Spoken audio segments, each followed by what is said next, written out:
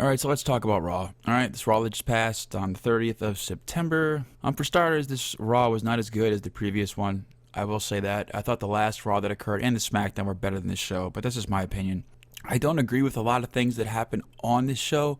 It was still a good show. I don't want to take away from the fact to say it was a bad show. This show just did not hold up to par to that last Raw and SmackDown from last week. Those two shows are way better than this show by a mile. This is my opinion. And one of the reasons for that is the opening of this show, which you have Rey open up the show. Rey is the number one contender now for the WWE Universal Championship, aka the ugliest championship in the world. When he comes out and, once again running with that angle where this is for his son and all this, and then he's interrupted by Brock Lesnar, who then proceeds to give Rey a couple of F5s. And Rey's son is at ringside, and he stands up, and Lesnar just walks out of the ring, and as he walks up to him, he just kind of sits down, and Lesnar just grabs him, throws him over the apron, and the ringside area, throws him against the ring post, gives him some suplexes, gives Rey a couple of more suplexes, just ragdolls the two of them to hell and back. I mean, Suplex City, here we go. Brock begins to leave, then comes back and starts to assault again on Rey and his son. Even Heyman is screaming to Lesnar, telling him to stop, and he's not stopping. And then eventually, finally, this ends, and you're trying to make Brock look badass. I don't see what having him assault Rey does for anything. Rey, like I said before, he's like 3 times smaller than Brock. And why the hell wasn't Brock taken to jail for this? What did Rey have to do with Brock? What did Brock have to do with Rey? Brock's not even fighting for the Universal Championship, that ugly piece of crap. He's fighting for Kofi's title, the WWE title, on SmackDown. So what does this do? The only thing I can see this doing is giving an out for Kofi, where, Rey can interfere in that match and cost Lesnar the match. This was a stupid way out. This is just ridiculous. There is no point to this. And once again, even after that, Brock's going to feud with Rey? I don't see that going well. I'm sorry. Even if Rey and his son did a handicap match against Brock, I don't see that going well. For real. Sasha Banks versus Alexa Bliss, which was announced last week. Bayley and Nikki Cross are banned from ringside. You got Becky Lynch at commentary.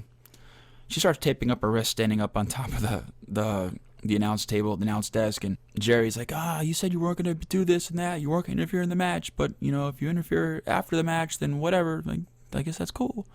Yeah. Sasha wins via roll-up while grabbing the tights. After the match, Becky attacks her, and Sasha runs into the crowd. Becky cuts a promo telling her she's basically done. Her days are numbered, so, yeah.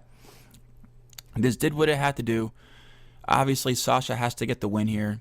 She's the heel, so the dirty tactic works for me, and it builds up to the pay-per-view. You don't want her to go into the show looking weak with a loss, so at least the win here. She really doesn't look strong because he cheated to win, but at the same time, at least it's a win going into the show. So, yeah, not so bad. Then you get Ziggler and Rude making their entrance for their match versus Heavy Machinery for the WWE Tag Team Championships. Ziggler and Rude are currently the WWE Tag Team Champions, and still, they did defeat Heavy Machinery. It was a decent match. Other than the fact they had no build for it, I don't know what set up this number one contendership, but it is what it is. It was still a good match. I wish they would do a little bit more in promoting the tag team division. I like the tag team matches, but that's just me. The only thing I didn't like about this is the way they linked the segments together. This whole show was so disorganized, especially this. You had Ziggler and Rude make their entrance, then you had an announcement The Rock will be premiering on Fox. Then they cut to a video package last week of Bray versus Rollins. Then Seth Rollins cuts a promo backstage saying when Ray's healthy, he can have his match. Then you have Heavy Machinery make their entrance when Ziggler and Rude are already in the ring. But, it is what it is, We'll just go on from here. The Miz makes his entrance for the Miz TV segment with guest Ric Flair and Hulk Hogan. I thought it was funny, Miz announced Flair as a 16-time world champion. First of all, he's won actually more like 23 world titles, but on the screen on the Titantron, it said 17-time. So, someone doesn't know how to type. That's apparent.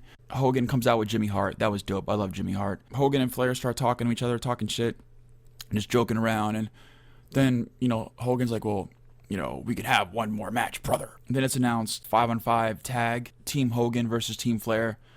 You'll have Seth Rollins is the captain of Team Hogan, and Orton is the captain of Team Flair. Orton wants a match with Seth right then and now. Ref comes down, and the match is about to be on. And King Corbin makes his entrance.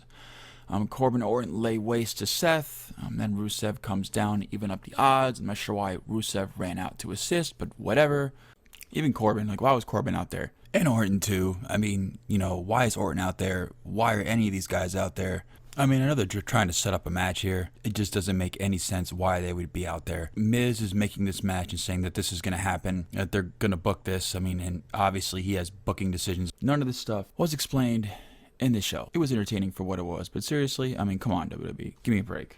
Then they cut to a scene of Ray and his son in the ambulance backstage. Ray's apologizing to his son. And then it cuts to a backstage interview with Rusev. First of all, I mean, this is really an angle with Ray and his son and Brock. I mean, God help Ray, first of all. And then the interviewer with Rusev asked the question I've been asking since last week. Where is Lana? And there's no answer given. And Rusev challenges Seth Rollins for the title match that night. So, yeah, I mean, I guess it did what it needed to do. How Rusev deserves a title shot, I have no idea. But Seth says he's going to defend it anyway. So Rusev takes him up on his offer. Why didn't anybody else? I'm just curious. Okay, the AOP thing, this video package, the Authors of Pain. Okay, why not?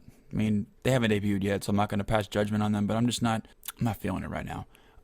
We get a rematch from last week on Raw, the Viking Raiders versus the OC, which is announced. The Viking Raiders make their entrance. And while this is happening, it's also made official that Rusev versus Rollins will happen tonight for the belt. Then they cut to the ring and the tag match is on. OC gets no television entrance at all, which is just ridiculous. It's a big part of the show is the entrances, getting into the characters. It's part of their persona. Let them have their damn entrance on TV. Seriously. The Viking Raiders win, again, via top rope splash. These guys are just extremely athletic, especially for their size.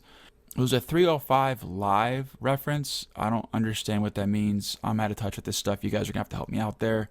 But the match is good. I really did enjoy this match. Cesaro, backstage interview, he talks about Ray and how he would have slapped Ray silly and how what Brock did was okay.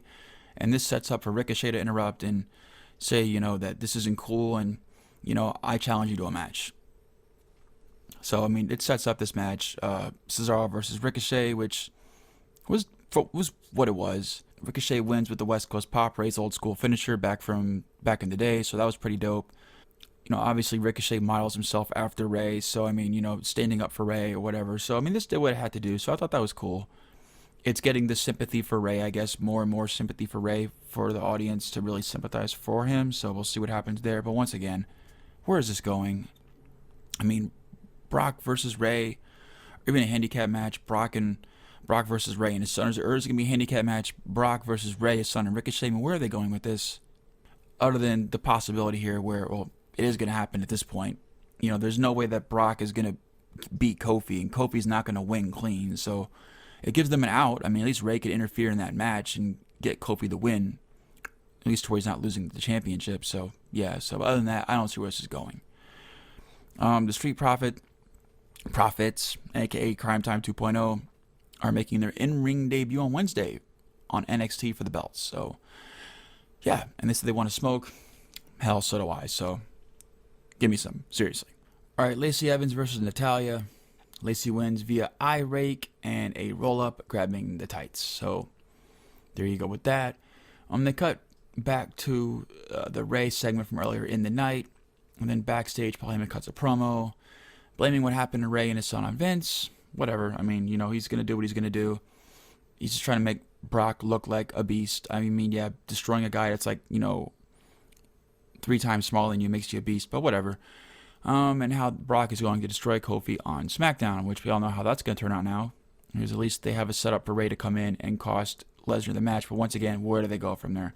I mean, seriously, other than burying him, this does nothing for nobody. Does nothing for Brock, doesn't make Brock look any better, and does nothing for Ray. They're not going to push Ray as this big contender. You get all this sympathy for him, and then you're just going to have him buried. I mean, that's just ridiculous. You're going to play all these sympathy cards to get everybody behind him. And the only reason they did all this is just because it's not believable for Kofi to beat Brock Lesnar. So they needed a way out, and this is just ridiculous. Which, of course, then begs the question, why even bother to book Kofi versus Brock if this is what they were going to do? Seriously. Backstage interview with Maria Kanellis on her pregnancy, and how if Rusev is the father. So this at least told me where the hell Lana is. This makes sense. And then Sasha interrupts and cuts a promo on Becky.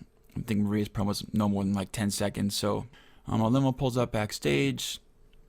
Don't know who's in it. And then a tag team match is announced. And then after that, we get Shane versus Owens, which is a ladder match that's announced for SmackDown. Stipulations for this were made last week. I thought they were going to do this at Hell in a Cell, but they're building up to the SmackDown show, so it is what it is. Hopefully this is the last time that Shane will be in a main event picture and they could take Owens away from this kind of stuff and put him in a position to be world champion.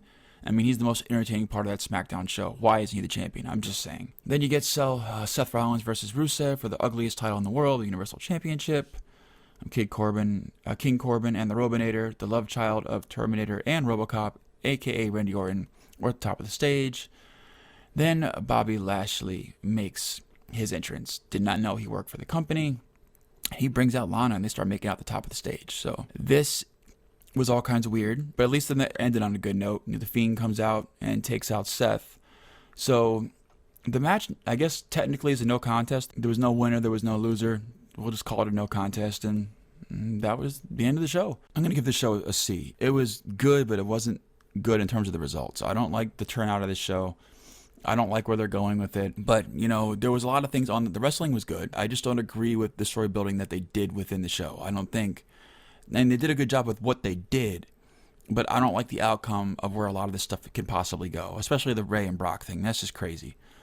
Like I said before, what are they going to do? I mean, Brock's just going to bury Ray. After Ray interferes in his match with Kofi on SmackDown. I mean, where do they go with this? Just a complete burial of Ray? For what? I mean, seriously, for what? I mean, Ray, like I said before, he's like 3 times smaller than Brock. It's not like they're going to give him a championship title reign. I mean, seriously. I mean, he's not that guy. He's not. I love Ray. Ray's one of my favorite guys ever in the business, but they're not going to give him that belt. I mean, let's be serious here. So what are they going to do? Bury Ray for nothing? I mean, come on. It's just ridiculous. The Lacey Evans-Natalya match, I could have dealt without that. That was pretty bad. Actually, that match is pretty god-awful. The whole Rusev thing with Lana and Bobby Lashley and all that, I could have dealt without that. Seriously, like, where's Vince Russo? I mean, this is Crash TV 101. Like, I'm not kidding. And then aside from all that, I mean, you have this situation here where the whole main event is just really overbooked. But then again, a lot of this show is extremely overbooked. There was a lot of overbooking going on. Unless it actually does something relevant and furthers the story, it's kind of pointless, and a lot of the times can be avoided completely because it just really clutters things up and there's just too much going on. And that's what this main event had, and they did this just to get out of the match that they booked, which changed in the show anyway to being Rusev instead of Ray, because Ray got taken out by Brock, which is just even more overbooking on top of this already overbooked show. And this whole thing was just so stupid. They booked a title match and they had to get out of it. So instead of having a clean finish, they give you like a really short match, and then the final bell doesn't even ring, and all just kind of madness just breaks out during this match. And the only thing that good came out of this whole thing was The Fiend. So, I mean, yeah, that says a lot about the main event. The Viking Raiders beat OC twice in a row, 2 weeks running. I mean, is that the only match they could do? I mean, there's got to be other tag teams that they can kind of throw around. You can't just keep having OC lose. I mean, they probably have no credibility as it is right now, but I mean, you got to give some credibility eventually. So, I mean, I did enjoy the show. It was entertaining. I really did enjoy it. It's just segments and things I could have dealt without, which the results that they could turn out from these things do not look so good. So, there you go. That's my thoughts on the show. Leave your thoughts and comments down below. I'll talk to y'all later. Peace.